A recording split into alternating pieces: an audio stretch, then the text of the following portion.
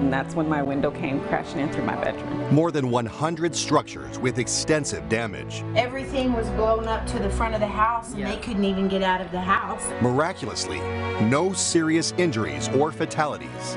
All in all, it's quite the miracle that there were no injuries. And after the storm, the city showing its true heart. If it was us, we would love it if someone came and helped us. Hundreds stepping up, helping complete strangers. Abilene has always been resilient. Donating time and money, because it's what we do. They jumped in here and helped everybody. We help each other. Way to go, Abilene. Right now, live from South Abilene, KTAB and KRBC. Thank you for joining us for Abilene Strong, a special presentation. I'm Bob Bartlett. And I'm Stacy Lopez. And I'm Kathleen Barkley. And I'm Joni McKinnon. It was a storm like Abilene had never seen, an EF2 tornado right in the middle of a residential area. We were fortunate because there were no injuries and no fatalities, but as you can see all around us, there was plenty of damage. And what you're looking at right now is exclusive drone video of devastation caused by Saturday's storm. More than 100 structures with extensive damage, roofs torn off, debris crashing into homes inhabitable. But of course, our neighbors right here in the Key City were not without help. Our city's stepping up in droves to help each other out. And that's the biggest message of tonight. You have the chance to help out those in need. Throughout our show tonight, we want you to log on to AbileneRelief.org and donate. It's a unified effort between the United Way of Abilene and the Community Foundation of Abilene. 100% of the money will go to the Disaster Relief Fund, which directly helps those most affected. Now, we'll talk with both of those organizations in just a few moments, but right now we want to toss it over to KTAB veteran reporter Victor Sotelo. Victor was the first reporter on the scene Saturday and documented what has been going on, and his video has been seen more than 150,000 times. Victor, join us. What's going on? Yeah, guys, I'm standing in front of a house that we visited over and over again since the morning of the storm, and we visited with Nicole. Nicole, again, thank you for visiting with us again. Thank you. Well, and I just kind of want to go through what we've been through with you first of all. The first morning that I came over, you weren't able to talk because it was just, you had just discovered what happened. Tell us about that morning. Well, it was around 5 a.m. in the morning, and the weather just started getting crazy, and I went to look outside to check out what was going on. And as I was looking outside, I could see debris to the southwest of us, and as I was watching, as lightning struck, I seen the tornado, and the only thing I could do at that moment was scream tornado to my family so that we could all get into a safe place. I ran into the bathroom with my grandson and my dogs, and my daughter and my granddaughter were in the hallway, and we rode it completely out. I mean, it slammed into the house with such force, you could actually feel the force of it. Vehicles were moved in your yard, and they were stuff was pushed up against the front of your home, including your front door. Yes, the entire roof from the home across the street came into my yard and pushed my car into my garage, and the entire yard was filled with roof, dirt, gravel. I mean, just everything you could imagine.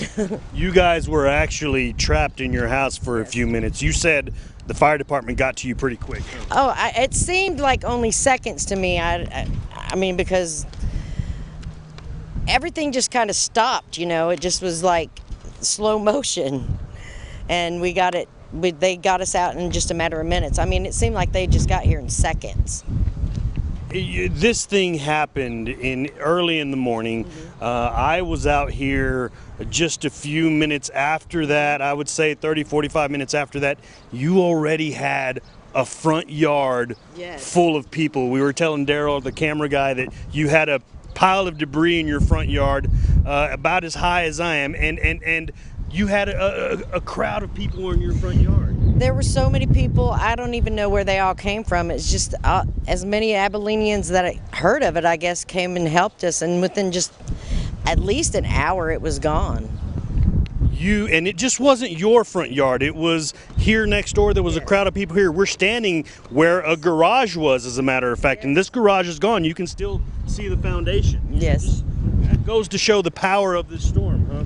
Yes, it was very powerful. I mean, I've never felt anything like that. It was just amazing. Well, Nicole, thank you for joining us again, and thank you for sharing your story. Thank you. All right, back to you guys. Thank you, Victor. That's another reminder, that website you need to be headed to right now, AbileneRelief.org. That's where you can donate to the Disaster Relief Fund by the United Way of Abilene and the Community Foundation of Abilene. So now we want to go to another who is actually tracking find out for sure. I think I tossed a. We'll just hold both. Saturday morning, KRBC's meteorologist Grant Tostrud is going to break down the exact path of that tornado. Bob and Stacy, and are you? It only took a few minutes on Saturday, May 18th, for many of our lives to change forever here across the Key City. By 5:30 a.m. on that Saturday morning, we were tracking a strong storm just to the southwest of Abilene. As the storm continued to move northeastward, by 5:45 a.m., it started to get a pronounced hook echo on this storm. You see it right there. That shows strong indication of rotation within this storm. Little did we know it was actually starting to put down a tornado at this time. That first report of damage coming in just south of Reagan Elementary School, and that for the next 10 minutes this tornado tracked across western parts of the Abilene area, wreaking havoc along the Winters Freeway into neighborhoods along Don Juan Street. And the next few minutes later, though, that tornado started to wrap up and lift as it neared the intersection of Barrow Street and South First here in Abilene, but the storm wasn't done quite yet. Another possible tornado may have touched down just on the north side of the city as it cycled near the impact area, where we heard more reports of damage coming in from up there.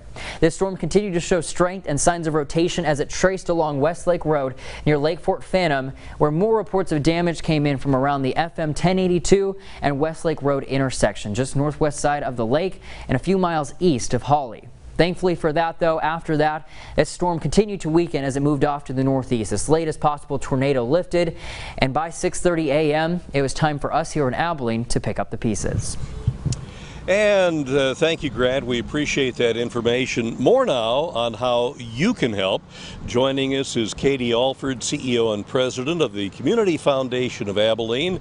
And this has been quite an experience the last few days. Usually you kind of get to plan things out over months or years, Yes. and now you're scrambling in 5 days. Well, it was kind of an honor to be able to do this. We know that whenever our community suffers, we want to give our donors in the community ways to respond to help really support these people who are going through this disaster. Absolutely. And Katie, you haven't done this alone. You've had several businesses, and I think you've even had a match donation for this. So let's talk about that part of it. We have raised now $112,000. $50,000 of that came from an anonymous match. So we are very pleased with those numbers. United Supermarkets and Market Street have also put at each of their checkout counters an opportunity for their customers to help support this effort. It's Texans for Texas. And then United Supermarkets also gave $2,500. 23 Jump Street is selling t-shirts that say #Abilene Strong, and the proceeds of that will go into this fund as well. All right, now you're getting all this money. How do you divvy it up? Well, we have a process, we think. Tomorrow, by the end of the day, we'll have granted out half of what we've received, not excluding the match, and we will be granting that to organizations who have been down here and helping the people with the assistance and the relief. The other part of the money and the remaining part of the funds will actually be a grant application process, and you can find out more about that on our website, on the AbileneRelief.org website. And the nonprofits who are supporting these efforts will have a simple application to fill out. We'll have a grant committee that will make those recommendations later in June, early July. Sure, for a lot of these folks, they've never had to do anything like this before, so a complicated form would not be helpful. No, well, this is the nonprofits. They're used to working with us, and so I think, and the churches are allowed to apply as well, but in that case, that it would be helpful to have a simple form. And you've also teamed up with the United Way for this, so talk about that partnership. So the United Way does an amazing job coordinating the volunteers and running 211 where they're registering some of the people who've been affected, and VOAD has been a big partner with them. And so they have been the boots on the ground trying to find the people who need assistance and helping those people get the assistance they need. We're the partner on the funding side and trying to help raise the funds to help these people and help these organizations. So it's a great partnership. Well, and just talking about where the money is going, we got a statistic from VOAD today. 130 homes were damaged.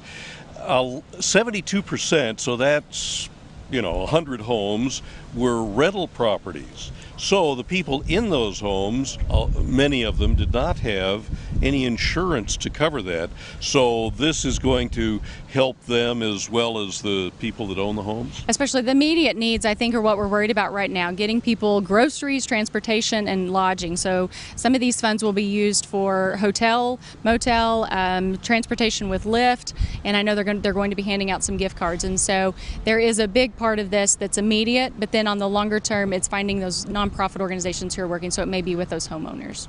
All right. It's just been a tremendous really turnout. has. I know you've been impressed. Yes, absolutely. Thank y'all for doing this. All right. Thank you for taking time to meet with us today. All right. We are going to send it back over to Joni and Kathleen. Ladies. All right, Bob and Stacy, thank you. Now, many people in that storm's path say that they heard tornado sirens, but what you may not know is those sirens were not from the city of Abilene. No, they weren't, Kathleen. They were actually from the nearby Dyess Air Force Base. Reporter Jessica Rank, she's actually digging deeper into why the city does not have those sirens and what the residents can do. Jessica? Yeah, and I know it's a question we got a lot on our Facebook page and just being out covering the storm this weekend. So on Tuesday, I decided to go to the city and find out why exactly we don't have tornado sirens in the Key City.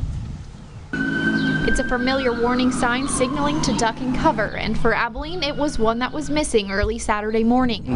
So did you ever know that we didn't have tornado warning sirens out in the city of Abilene? I was not aware. I didn't grow up here, so I just never knew that. Sean Martin, like many other residents in the Key City, wondering that same question. So we decided to look for some answers. This was something that was brought before the Citizens Board in about 2015, but was voted down. The Emergency Services Coordinator, Vincent Cantu, says the measure was shot down because of two reasons. The first being the cost, and the second because the board believed the city's Code Red system was sufficient at alerting residents in weather events like we had this weekend. Code Red is the next generation of those sirens, something that is much more effective. Citizens have called saying that Code Red has saved their lives. And for some like Sean Martin, those outdoor sirens are a thing of the past. We make sure that the kiddos know where their safe zone is. We have a NOAA weather radio and of course our cell phones. But for others like Sierra Pruitt, who wasn't alerted of the storm until later, it's a feeling of being lost. I also have family out in Lawns, and I was like, did they know that there was going to be a tornado? So I had called them too, and they're like, huh? They were all still asleep. I'm like, y'all didn't know there was a tornado. Y'all didn't prepare. What is happening? Either way, it's something we here in the Key City have to adapt to. The city's saying everyone should have at least one form of receiving those alerts, whether it be the Code Red system, a NOAA weather radio, or just a friend.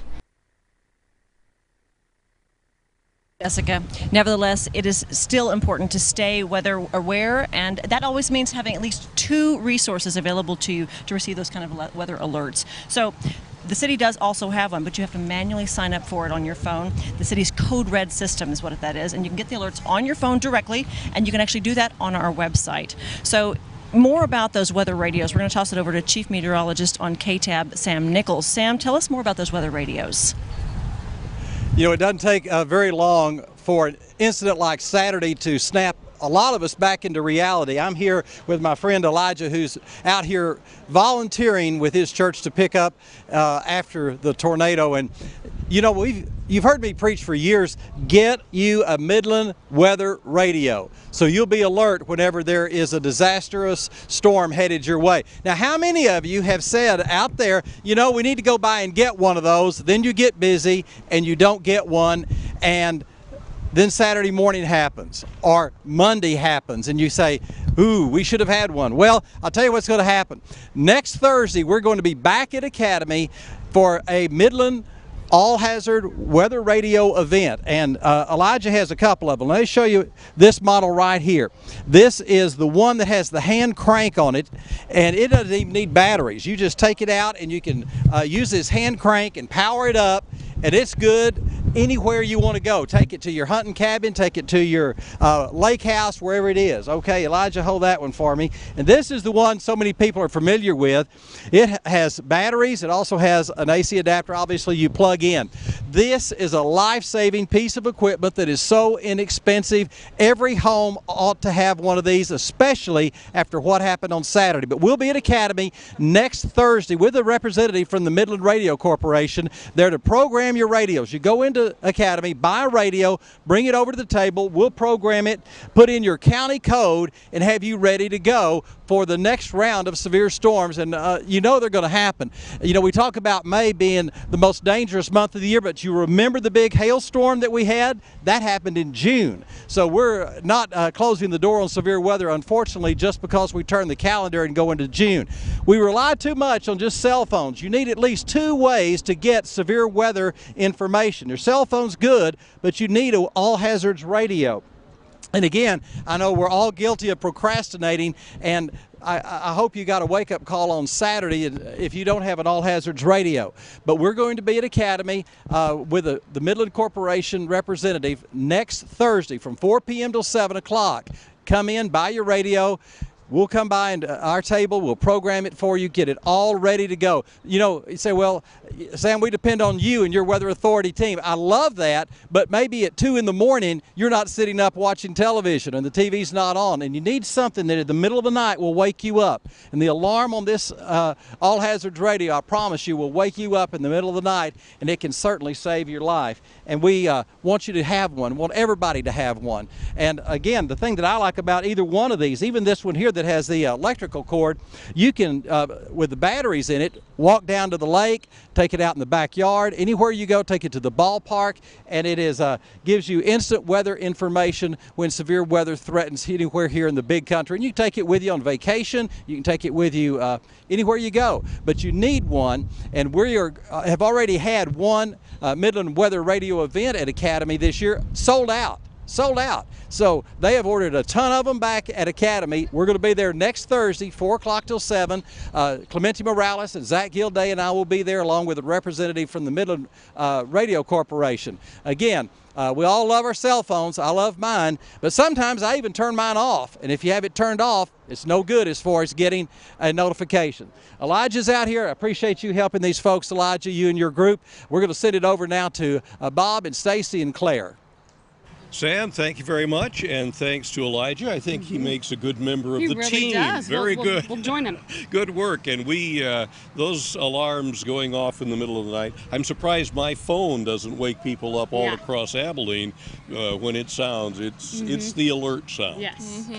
Now, of course, we have shown you the aftermath of the storm. We've told you the stories of the cleanup efforts, but, you know, Claire, you really were here on the ground talking to these people who are affected by this tornado. You got to know their stories and kind of where they're at, so tell us about that.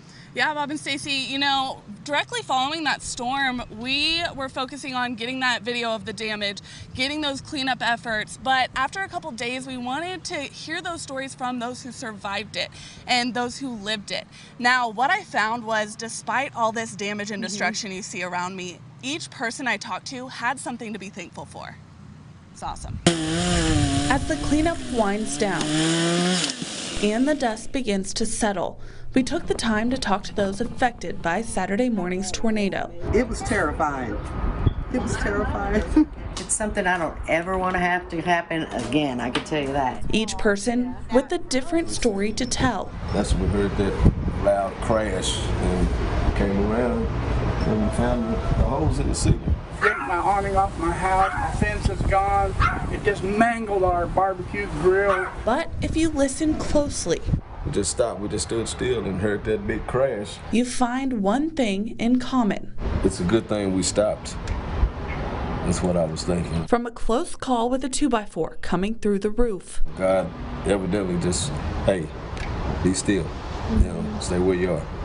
Because that wood was going round and round over the house and They decided to come down. They had to come down somewhere. To the fire department showing up in just minutes. Everything was blown up to the front of the house, and they couldn't even get out of the house. To pry a family out of their home. Busted this window out right here. Yeah. We had a table right there so we could step on the table and step over it. And a chimney falling one way versus another. You know, I'm glad it blew it this way instead of blowing it and making it fall inside of the house. These victims finding miracles in the midst of devastation. Unbelievable. I mean, we thank God that we're still here. But for some, 30 minutes after it happened, this place was just full of people helping. To jump on it that quick and that many people, just goes to my heart, man. just a simple helping hand from a stranger. I am so proud of this town, man, and the way they jumped in here and helped everybody. Is their miracle. Way to go, Abilene. Well, it is incredible to hear that hope in their voice and the thankfulness that they do have. Great story. Thank you, Claire, for talking to those people. You know, it is amazing. Usually a story that we cover is a one-time deal, or it's now and next week and the week after. This is an ongoing situation for these people that's going to be with them for a long time. And of course, the memories are going to be with them forever. Yes, definitely. All right, we are going to send it over to Clemente Morales, who's going to talk about how you can prepare your family for these type of storms. Clemente? All right, thanks a lot, guys. Well, you know, a lot of people wonder what it is they should put in a care package or bag that they can prepare ahead of time. We're going to show you. I'm going to have Daryl working with me here. We're going to do some show and tell, first of all. Obviously, the first thing that we want to talk about is bottled water. Bottled water is important. When we put it in the bag, we want to make sure that the bag that we choose has plenty of zippers and pockets, because this will allow you to be able to carry any excess materials that you might have. Now, the next thing we want to put in the bag is our important papers. Now, if you'll notice, this is wrapped up in a little plastic bag. That's important because we obviously want to make sure that we have protection on those items that we're trying to keep wet, away from moisture or whatever, so keep them dry. So definitely something to continue and think about. Now, we've got our water in place. The next thing we want to think about is food. So if you go to any local sporting goods place or any type of department store, you can pick up MREs. These are great for us to be able to put in the bag. Something else that we might want to put in the bag, things that have a long shelf life. Maybe some peanut butter, canned soups are awesome. Might even think about some canned beans. But in order for us to be able to use these things, we got to be able to open them. So what we've got here is another plastic bag. You'll notice in here we've got a can opener, we've got a lighter, we've even got a blanket, believe it or not, in that little box. All these things you can buy at a local department store, and we can be able to put these in our care package. Now, something else to think about is our meds. You know, when you think about it, people walk out the door and they forget everything. Well, meds are very important. We want to make sure we have pills. We want to make sure we have Band-Aids, different sizes. Surgical gloves are good. Our prescriptions, perhaps maybe even some aspirin or acetaminophen, things of that nature. Other important things to think about are maybe everyday essentials. Toilet paper. Now, if you're women, definitely want to think about those products that you might need as well. Now, nothing to laugh about. We also want to think about maybe some personal items, maybe some shampoo, maybe a bar of soap, things of that nature. Pack yourself a bag that's got that kind of stuff in it, so that way we can put in our care package. And of course, we never want to forget about our four-legged critters. Want to make sure we have plenty of dog food, plenty of chains to hold them, leashes, things of that nature, so that we might be able to take them for any extended period of time. Now, the last thing we want to talk about is our keys. Want to make sure we have an extra set of keys, so that way we can be able to return vehicles or whatever it is that we may do after the storm. So guys, that's it from here. Make sure you have that package ready to go. All right, Clemente, a lot of things that we don't think about, and we all should be prepared, because you just, like this happened at 5:45 on a Saturday morning, and Sam had been talking about the bad weather out there and its possibility. Problem is, we hear that often. Doesn't happen very often, but you really need to be prepared for it just in case. And of course, this tornado will go down in the history books, of course, here in the big country. And Mercedes Hernandez joins us now with a look back at that history and what we can learn from it. Mercedes? Now, I talked to quite a few people for the story, Bob and Stacy. One of them you guys will recognize, Chief Meteorologist Sam Nichols here. Okay. But something that I found while digging through the past storms of the big country is that Whether these storms were fatal or not, they make a lasting impression on the people who live there. May 9th in 2015 is a day that, as far as tornado history in the big country, will unfortunately always be remembered. Because that's the most recent time that a tornado claimed a life here in the big country. An EF3, a massive tornado, went through and basically had a straight line south of Cisco headed straight towards Lake Leon. But it certainly wasn't the first. In 1949, at the very far north end of Grape Street, a twister set down, actually destroyed some businesses and a home, and even killed Ruby Lee Person, who was a 37-year-old teacher at Fair Park Elementary. And while these storms are not always deadly, they can be life-altering. And the struggles they caused are passed down through stories. Mr. Proctor told me the first year that he went into business that he had actually built the shop on the corner of South 14th and Butternut, and that a storm or tornado did blow the building down and take it away. Reset and rebuild.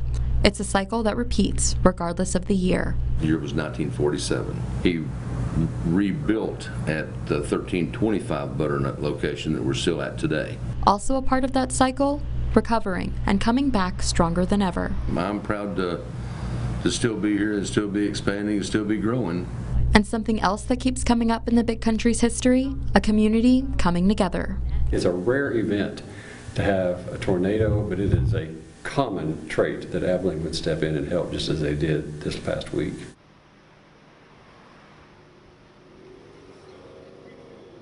Thank you, Mercedes. An interesting look at all the storms we've had around here, some classified as tornadoes and others just high wind, kind of like we're having today on cue. Yes. Okay, perfect. All right, but whether it's a gust of 40 miles an hour or something much stronger like the EF2 tornado that we saw, there is a lot of damage here, and these ladies from United Way and Community Foundation of Abilene are ready to help. And this special is to help raise money for those tornado survivors. So, Kathy, how can people do that? How can they get online right now and donate to these people? Right now, they can go to AbileneRelief.org and make a gift that will go straight to either organizations or neighbors that are in need. I can tell you that the number fluctuates all the time of the number of homes damaged. We do know that we've assessed 288, but not all of those have damage. If you are a homeowner and you have not yet been assessed by the Red Cross, that's a must to receive any funding. That happens every day from 10 to 2 at Pioneer Drive Baptist Church. So you do have to go to Red Cross or to the church and register everyone with has Red to be Cross. assessed, yes. Okay. Okay. We're still collecting data and figures. At some point it could be eligible for either governor relief or FEMA money, so that's why we need to record the data. Sure. Okay. Absolutely. And Community Foundation and United Way really coming together to get this Abilene relief going. What's it like for you guys joining forces to get this together for these residents? Well, I think this is a great opportunity to show the community what we both do. We both are here to support the nonprofits in our community, and what Kathy and United Way have been doing with really leading the efforts for the volunteers and 211, getting the people registered through Red Cross is just so what they do, and I think they do an amazing job of that. They raise money, we raise money, and that's what we're here today to do. Absolutely. Such a powerful impact you guys are making in the community, and so many in the community coming together. We want to thank you guys. We're going to talk more about the volunteers and all the efforts behind the scenes and everything else that's been going on. So much history here, and we've got more to come. We do. This is our first half hour. We're going to take a short break and then come back. AbileneRelief.org. That's what we want you to remember. Help us